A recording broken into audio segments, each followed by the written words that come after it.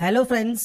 आज के इस वीडियो में हम बात करेंगे railway recruitment board RRB group D level 1 की जो वैकेंसी है इसके ऑनलाइन फॉर्म को बिना कोई गलती किए आप कैसे अप्लाई कर सकते हैं, जो कि 10वीं पास वैकेंसी आपकी रहती है और इसके लिए फ्रेंड्स 22,000 वैकेंसीज आपकी यहाँ पर जारी की गई हैं।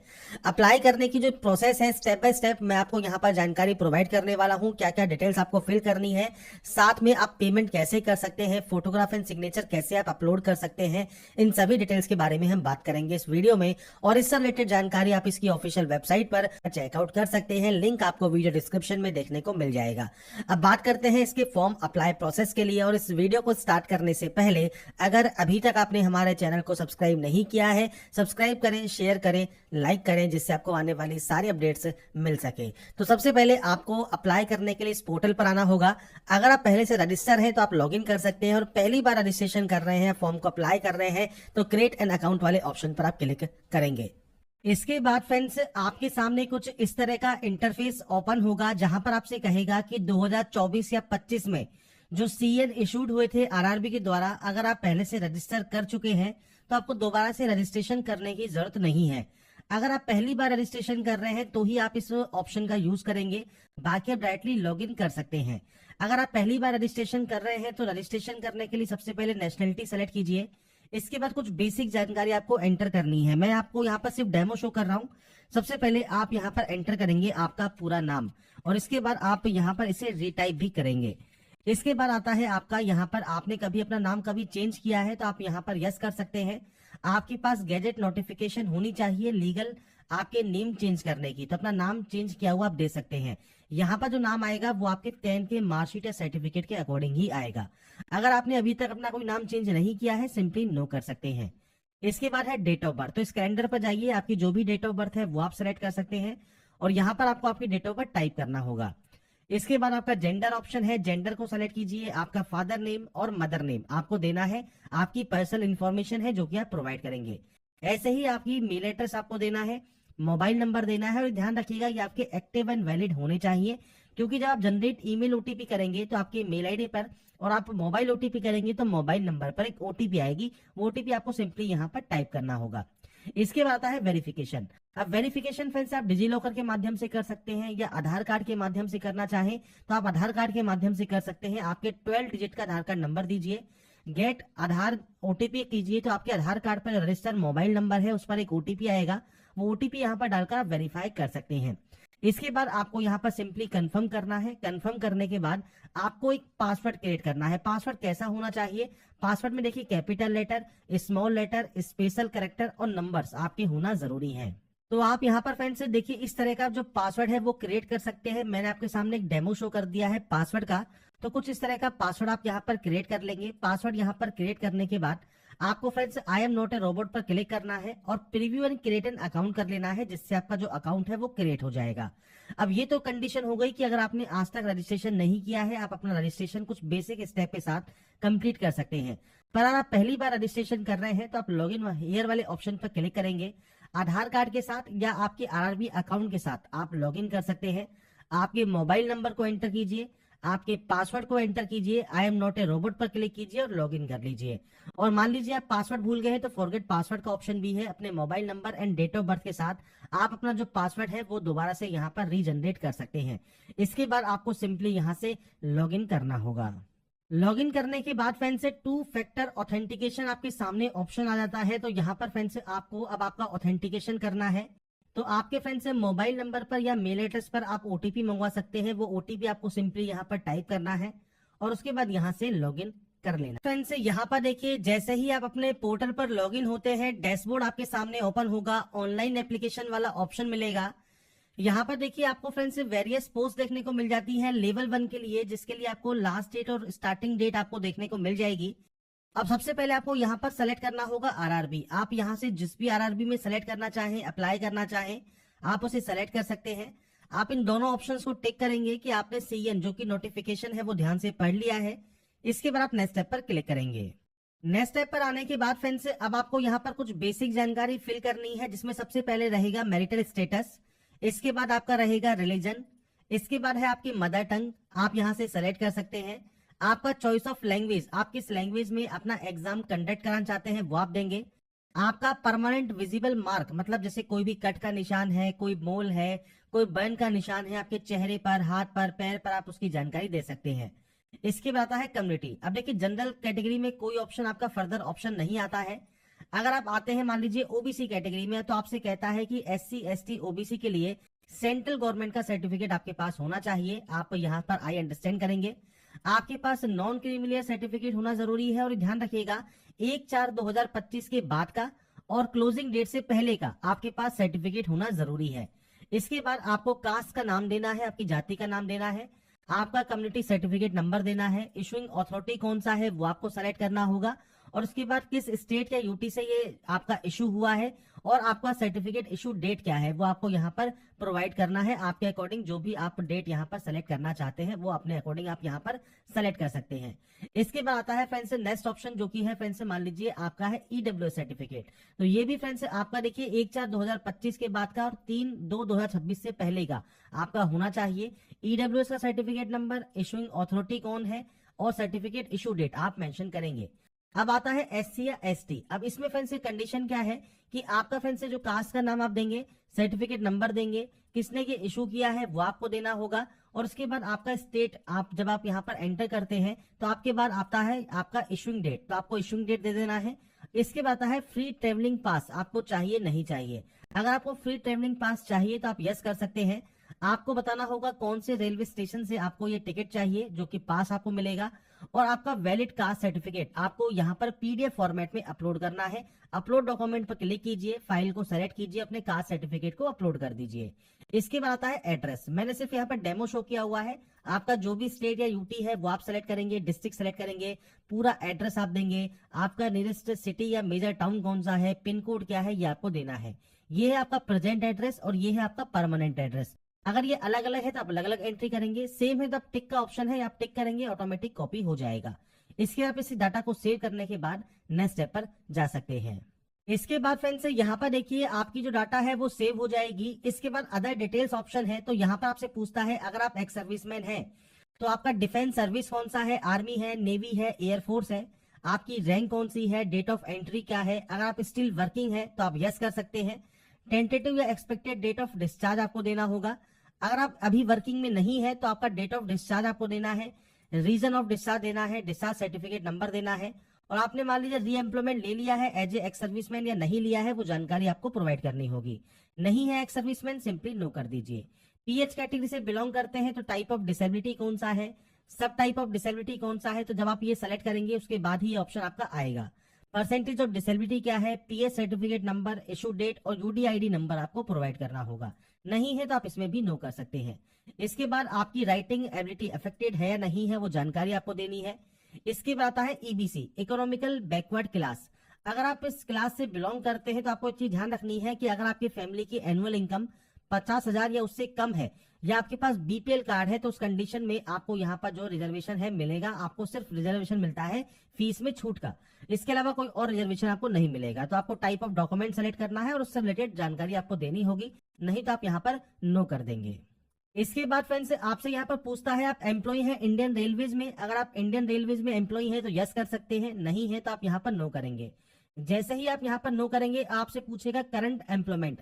अगर आप सेंट्रल गवर्नमेंट में है, स्टेट गवर्नमेंट में है, पीएसयू में है तो आप दे सकते हैं जानकारी, नहीं है तो आप सिंपली इसमें भी नॉट एप्लीकेबल कर देंगे। इसके बाद आता है bank detail for refund of fees. तो यहाँ पर देखिए जो फीस जो आपको रिफंड होगी वो किस अकाउंट में आपको चाहिए, तो सबसे पहले अकाउंट होल्डर नेम देना है, आपके बैंक का अकाउंट नंबर देना है, बैंक का आईएफएससी कोड देना है, और ये सारी जानकारी बैंक की पासबुक के फर्स्ट पेज पर आपको देखने को मिल जाएंगी। तो उसके अकॉर्डिंग जानकारी को एंटर करें, सेव करें और नेक्स्ट स्टेप पर क्लिक करें। इसके बाद फ्रेंड्स नेक्स्ट ऑप्शन आता है आपकी क्वालिफिकेशन का। आप देखिए क्वालिफिकेशन में सबसे पहले यहाँ पर देखिए 10th आपके पास है, एनईसी है, आईटीआई है, 10+2 है, बैचलर डिग्री है, मास्टर डिग्री है, मल्टीपल ऑप्शंस आपको मिलते हैं। सबसे पहले आपको 10th की एंट्री करनी होगी। 10th ऑप्शन को आप सेलेक्ट करेंगे क्योंकि हमने 10th को पहले से ही ऐड किया हुआ है। अगर आपको ये ऐड दिखता है तो आप इस एडिट वाले ऑप्शन पर जा सकते हैं। किस स्टेट से आपने पास किया है, डिस्ट्रिक्ट कौन सा है, बोर्ड का नाम क्या है, डेट ऑफ पासिंग कौन सा है, आपका रोल नंबर क्या है और सर्टिफिकेट नंबर या सीरियल नंबर आपका क्या है 10th का, वो आप यहाँ पर प्रोवाइड करके इसे अपडेट कर देंगे। ऐसे ही अगर मान लीजिए आपने सिर्फ 10th की हुई है तो आप 10th की एंट्री करने के बाद नेक्स्ट स्टेप पर जा सकते हैं। अगर मान लीजिए आपने आईटीआई से फॉर्म को अप्लाई कर रहे हैं तो आईटीआई में आपको ट्रेड का ऑप्शन मिलेगा, एनी डिसिप्लिन का, स्टेट का ऑप्शन मिलेगा, आपके डिस्ट्रिक्ट का ऑप्शन मिलेगा, इंस्टीट्यूट का नाम, आपका date of passing, certificate NCVT या एससीवीटी अप्रूव्ड है, और सर्टिफिकेट टाइप आपका कौन सा है वो आपको सेलेक्ट करना होगा। अगर आपने एनईसी किया हुआ है तो आप एनईसी सेलेक्ट कर सकते हैं, ट्रेड सेलेक्ट करेंगे, सेम आपने किस स्टेट से पास किया है, डिस्ट्रिक्ट कौन सा है, इंस्टीट्यूट क्या है, सेम सर्टिफिकेट नंबर क्या है, सर्टिफिकेट इशूड बाय एनसीवीटी, और सर्टिफिकेट टाइप आपको सेलेक्ट करना होगा। तो ये आपके ऊपर डिपेंड करता है आपने क्या क्या हुआ है। आपने केवल 10वीं पास किया है तो 10वीं पे अप्लाई कर सकते हैं, आईटीआई भी किया है तो आईटीआई से अप्लाई कर सकते हैं, एनएससी किया है तो एनएससी से अप्लाई कर सकते हैं। इसके बाद आप यहाँ पर नेक्स्ट स्टेप पर क्लिक करेंगे। इसके बाद फ्रेंड्स नेक्स्ट ऑप्शन आता है अपलोड डॉक्यूमेंट्स का। तो यहाँ पर फ्रेंड्स आपको देखिए फोटोग्राफ एंड सिग्नेचर अपलोड करने हैं। अब यहाँ पे ध्यान रखिएगा, जो फोटोग्राफ आप अपलोड करते हैं वो दो तरीके से करेंगे। आप या तो लाइव इमेज आप कैप्चर कर सकते हैं वेब कैमरा के माध्यम से, तो आपको यहाँ पर इस तरह का ऑप्शन मिलेगा कैप्चर लाइव इमेज का। और आपको पूछता है अगर आप ट्विन है तो आप यहाँ पर यस या नो कर सकते हैं, अगर ट्विन नहीं है तो कैप्चर लाइव इमेज पर क्लिक कीजिएगा।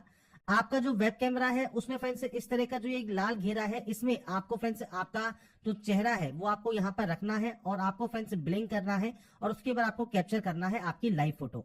अब मान लीजिए आपके पास यहाँ पर वेब कैमरा नहीं है तो capture live image from mobile का ऑप्शन भी है। आप इस क्यूआर कोड को स्कैन करें और उसके बाद ओटीपी के माध्यम से लॉगिन करने के बाद आप अपना जो फ्रंट से फोटोग्राफ है वो आप अपलोड कर सकते हैं। इसका भी प्रोसेस मैं आपको बताऊंगा। ऐसे ही सिग्नेचर का भी प्रोसेस है, जिसमें आपको यहाँ पर देखिए कहा गया है 30 से 49 केबी में आपका जो सिग्नेचर है वो होना चाहिए, 140 से 60 पिक्सल में आपका जो सिग्नेचर होना जरूरी है, तो ही वो यहाँ पर अपलोड होगा। अब कैसे अपने सिग्नेचर को आप चेंज कर सकते हैं, साइज को रिसाइज कर सकते हैं, इसके बारे में बात कर लेते हैं। तो सबसे पहले फ्रेंड्स आप गूगल पर imresizer.com पर आप जाइएगा। आप या कोई भी वेबसाइट आप यूज कर सकते हैं, जहां पर अपनी इमेज को सबसे पहले आप सेलेक्ट करें। इमेज को यहाँ पर सेलेक्ट करने के बाद आपको फ्रेंड्स यहाँ पर पिक्सल ही सेलेक्ट करना है। पिक्सल सेलेक्ट करने के बाद विड्थ और हाइट आपको सेट करनी है। अब यहाँ पर देखिए विड्थ कितनी है, आपकी कही है 140 और हाइट है 60।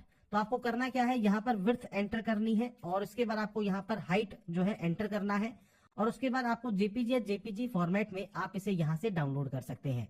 इसके आपकी जो इमेज है वो डाउनलोड इमेज यहाँ पर हो जाएगी, पर जो ये इमेज डाउनलोड होगी उसका साइज रहेगा केवल 2 KB। अब 2 KB में आप इसे अपलोड नहीं कर सकते, तो आपको करना क्या है, आपको फ्रेंड्स यहाँ पर देखिए PI7 की जो इमेज टूल है इस पर आप जा सकते हैं, और इसमें फ्रेंड्स आप क्लिक करेंगे इस वेबसाइट पर, आपको मल्टीपल जो ऑप्शंस हैं वो आपको यहाँ पर मिल जाएंगे। आप यहाँ पर देखिए रिसाइज कर सकते हैं सिग्नेचर को, रिड्यूस कर सकते हैं इमेज साइज को, इंक्रीज कर सकते हैं इमेज साइज को। तो हमको यहाँ पर इमेज को इंक्रीज करना है, सेलेक्ट इमेज पर हम जाएंगे और उसके बाद फ्रेंड्स हमारी जो एक्चुअल फाइल है 2 KB की, हम इसे सेलेक्ट कर लेंगे। अब यहाँ पर देखिए आपसे कहा गया है 30 से 49 KB में आपको जो चाहिए इमेज, तो आप यहाँ पर देखिए जो वैल्यू है वो आप पुट कर सकते हैं। जैसे मैं यहाँ पर 45 KB कर देता हूँ, इंक्रीज साइज पर आप क्लिक करेंगे और हमारा जो फ्रेंड्स इमेज है वो इंक्रीज हो जाएगा, उसका साइज जो भी हमको चाहिए। और जब ये इंक्रीज हो जाएगा इसके बाद हम अपनी फाइल को डाउनलोड कर सकते हैं। अब यहाँ पर देखिए हमने 45 KB में इसे डाउनलोड कर लिया है और हमारा रिक्वायरमेंट भी यहाँ पर 30 से 49 KB है। ब्राउज पर क्लिक कीजिए और उसके बाद फ्रेंड्स देखिए मैंने यहाँ पर अभी फाइल का नेम जो है वो चेंज नहीं किया है, क्योंकि हमने imresizer वाली वेबसाइट यूज किया था और एक PI7 वाला यूज किया था। तो मैं आपको ये शो कर रहा हूँ कि हम वही फाइल यहाँ पर अपलोड कर रहे हैं जिसको हमने अभी रिसाइज किया था और PI7 से उसका साइज बढ़ाया था। ये फ्रेंड्स यहाँ पर फाइल आपको जो रीनेम है वो आपको सबसे पहले कर लेना है। आप सिग्नेचर साइन जो भी नाम रखना चाहे वो रख लीजिएगा। मैं सिर्फ आपको यहाँ पर दिखाने के लिए बता रहा हूँ कि हमने वही फाइल यहाँ पर जो है यूज की है जिसको हमने रिसाइज किया है। इसके बाद हम इस ग्रीन टिक पर क्लिक कर देंगे। इसके बाद देखिए फ्रेंड्स हमारा सिग्नेचर यहाँ पर अपलोड हो गया है, वही फाइल हमने अपलोड की थी तो वो सिग्नेचर हमारा यहाँ पर आ गया है। इसके बाद फ्रेंड्स अब हम बात करते हैं कैसे अब आपको यहाँ पर आपका जो फ्रेंड्स जो आपका लाइव इमेज है मोबाइल से वो आपको अपलोड करना है। तो सबसे पहले कैप्चर लाइव इमेज वाले ऑप्शन पर क्लिक कीजिए। आपके मोबाइल से सबसे पहले इस QR कोड को स्कैन कीजिए। इसके बाद फ्रेंड्स आपके मोबाइल पर आपका जो फ्रेंड्स डैशबोर्ड है वो आप लॉगिन कर लेंगे कि जब आप OTP से वेरीफाई कर लेंगे तो आपके सामने कुछ इस तरह का इंटरफेस आ जाएगा, जहां पर आपको अलाउ करना होगा कैमरा को, और कैमरा को अलाउ करने के बाद आप अपना कैमरा यूज कर सकते हैं। इसके बाद फ्रेंड्स यहाँ पर देखिए आपको नीचे कैप्चर लाइव इमेज का ऑप्शन मिलेगा, आप इस ऑप्शन पर क्लिक करेंगे और इसके बाद आपसे कहेगा यहाँ पर आपको क्या करना है क्या नहीं करना है, उसकी सब जानकारी आपको दी गई है, डू एंड डोंट्स आपको दिए गए हैं। कैप्चर लाइव इमेज पर क्लिक कीजिए और उसके बाद पूछता है कि आप क्या जुड़वा है नहीं है, तो आपको ये जानकारी देनी है और उसके बाद कैप्चर लाइव इमेज पर क्लिक करना है। इसके बाद फ्रेंड्स आपके सामने सेम आपका जो एक लाल रंग का घेरा है वो आपके सामने आएगा। आपको सेंटर में रखना है आपका फेस और उसके बाद की जो लाइव फोटो है वो आपको यहाँ से कैप्चर कर लेनी है। इसके बाद फ्रेंड्स हमारी देखिए लाइव फोटो भी हमने कैप्चर कर ली है, सिग्नेचर भी हमने यहाँ पर अपलोड कर दिया है और इसके बाद हम आई हैव अपलोडेड वाले ऑप्शन पर क्लिक करेंगे, यहाँ से सेव करेंगे और उसके बाद नेक्स्ट स्टेप पर क्लिक करेंगे। नेक्स्ट स्टेप पर आने के बाद अब हमारे सामने आती है एलिजिबल पोस्ट या जोन।